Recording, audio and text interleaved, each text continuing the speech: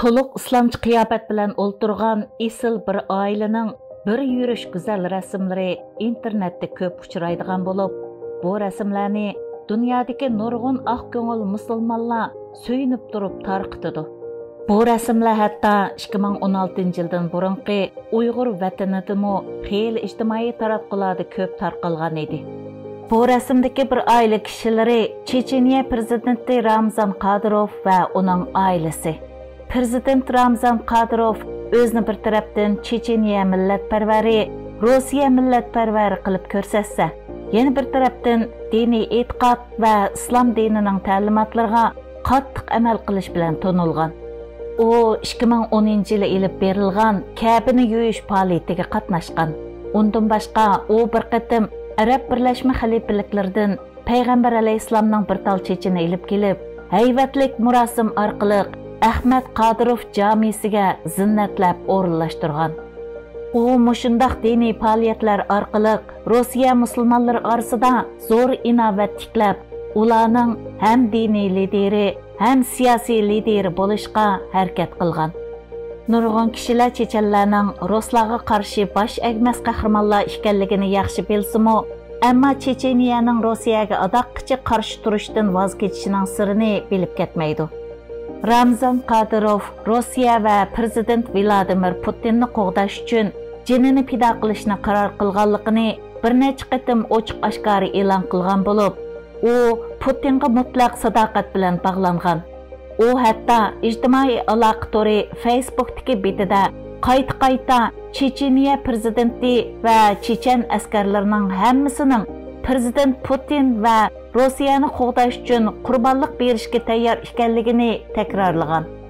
Ramzan Kadyrov 2014-yili Ukrainaning sharqidagi to'qinish va Suriyadagi terrorlik guruhlari ichida o'ynagan muhim roliga o'xshash 2022-yili kirishi bilanla yuqoriga o'xshash bayonot e'lon qilib, Ukrainaga tajovuz qilish jarayonida Rossiya armiyasini qo'llash uchun yaqinda Belorussiyaga eng yuqori saviyada tarbiyalangan chechen alayda qismlarini avatgan. Sovet ittifoqi yemirilgandan keyin buni to'liq mustaqil bo'lishdagi oltin fursat deb bilgan Checheniya Rossiyadan ayrilib mustaqillik jakarlagan. Rossiya hukumati 1994-yili 12-dekabr tunji qatimliq Checheniya urushini qo'zg'agan. 1996-yili 24-avgust Checheniya mustaqilchilari Grozniyni qayta qo'lga olgan. Natijada 31-avgustda ikki taraf o'rtada vaqtliq urush to'xtatish kelishimi imzolanib, tunji qatimliq Checheniya urushi chechen mustaqilchilarining g'alabasi bilan bir mezgil oxirlashgan. 1997-yili 5-yanvardan boshlab Rossiya armiyasi orqa-orqadan Checheniyadan to'liq chekinib chiqqan. Orqadilla Checheniya xalqi Aslan Masxadovni Checheniyaning raisligiga saylagan. Vladimir Putinni 1999-yili kuzda askarlarini Kavkaz rayonida terrorlikqa qarshi urush shuari bilan Checheniyaning poytaxti Grozniyga avatib, G'arbning qo'llashi va sukut qilishi bilan Checheniya xalqining mustaqillik kurashlarini utuqliq holda dunyoviy jihodchilik harakatlarining bir partisi qilib ko'stib, bostirishda utuq qozondi. 1999-yil sentyabrda boshlanib, 2000-yil mayda oxirlashgan urushlar orqali Chechen Jumhuriyatining birinchi mustaqilligini oxirlashtirdi. Urush orqali Rossiya bu rayonni qaytadan kontrol qildi.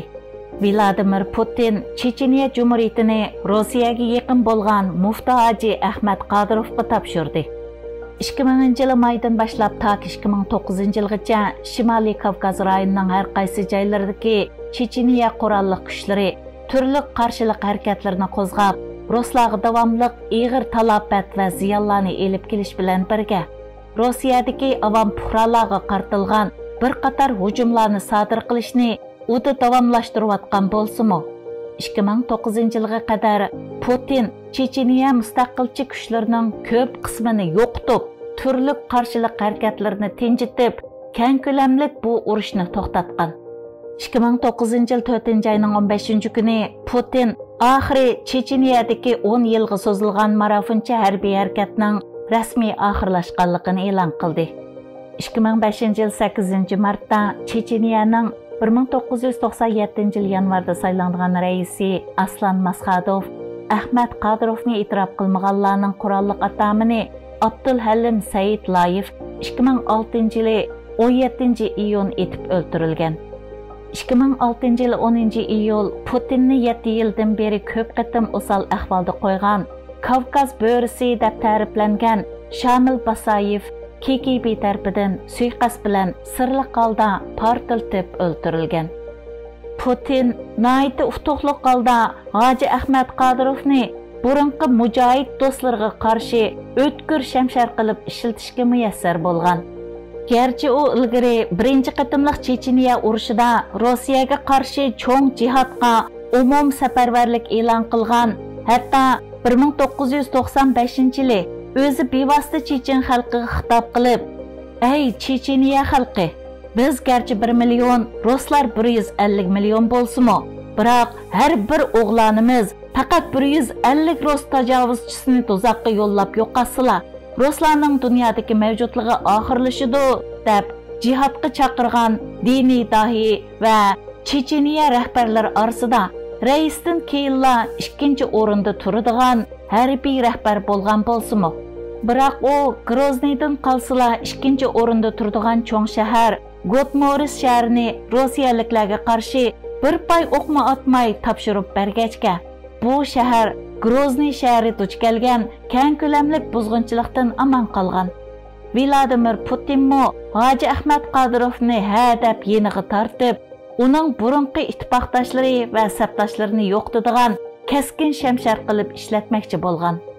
Putin uni yeniga tortishda Chechenlar ichidagi sopizmning Qadriya mazhabi bilan yangidan yamrab ketayotgan Arab Vahobiya mazhabi orasidagi so'rkilishdan ustalik bilan to'liq foydalangan.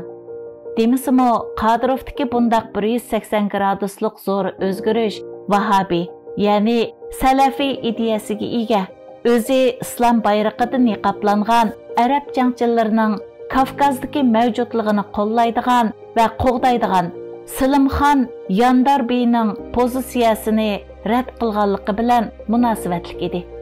Bu nuqtani Hoji Ahmad Qadirov 2000-yili Al Jazeera kanalining ziyoratini qabul qilgan chaqda e'tirof qilgan edi.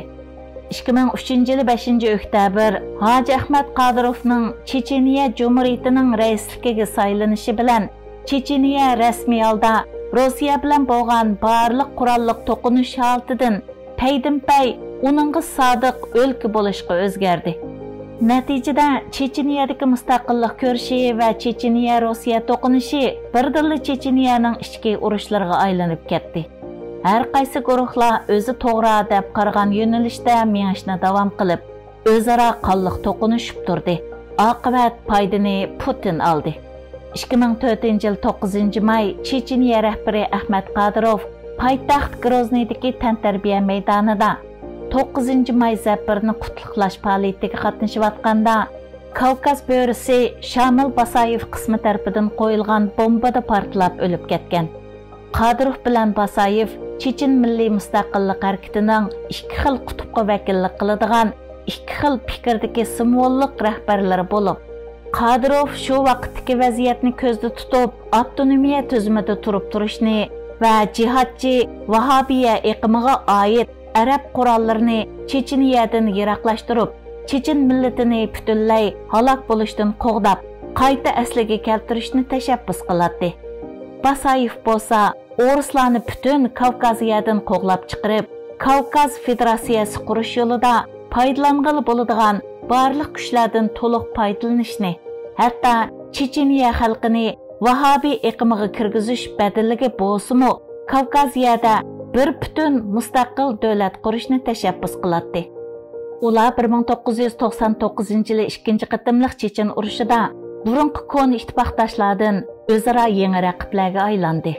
1951-yili 23-avgust tug'ilib, 2003-yili 5-oktyabr Checheniya rahbari bo'lgan Qadirov oradan 7 oy o'tibla o'ldirilgandan keyin Basayevmo 2006-yili 10-iyul sirliq portlashda o'lib ketgan. Bu vaqa Putinning Hoji Ahmadning o'g'li Ramzan Qadirovni 2007-yildan boshlab mazkur davlatning raisligiga tayinlashiga turtki bo'ldi. Bu uning Kreml sarayıga bo'lgan sadoqatini yuqori saviyaga yetkazdi. Basayevning o'limidan keyin ko'ngli aram topgan Putin 2007-yil bahorda ko'ngli xotirjam holda Checheniyani Bala Qadirov Ramazonga rasmiy o'tkazib bergan.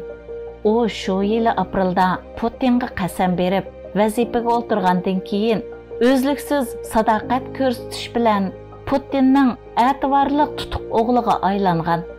Shunglashqa u 15 yildan beri utuqliq holda hozirgi Checheniyani Putinning ko'ngildagidek yaxshi idora qilmoqda.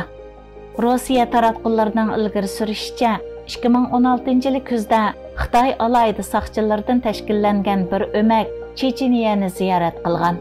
Shu yil 2-oyda Chechen rahbari Ramzan Qodirovning maxsus buyrug'i bilan Checheniya alayida saqchilardan tashkillangan bir o'mak Uyg'ur vataniga kelgan. Ko'rvilishqi bo'ladi-ki, Xitoy Rossiyaning Checheniyani qurolliq tinchitishda ishlatgan usullarini, ya'ni atalmış diniy ashqulluq, bo'lgunchilik va terrorlikqa qarshi qattiq qo'l chora tadbirlarini Uyg'urlarni bostirishda qo'llanib qolmasdan balki Rossiyaning eng qattiq qo'l va shafqatsiz alayida qismi bo'lgan Checheniya qismlarini Sharq Turkistonga elib kelib, ularning qo'lini Uyg'urning qini bilan bo'ygan. Uyg'urlar Checheniyaning taqdiridan nurg'un narsalarni, ishlarni o'rganishi va saboq elishi kerak. Uning eng muhim birisi shuki, dushmanni bir chetga qayirib qo'yib, o'z ichidan dushman izlagan xalq mustaqillikni qo'lga ololmaydi.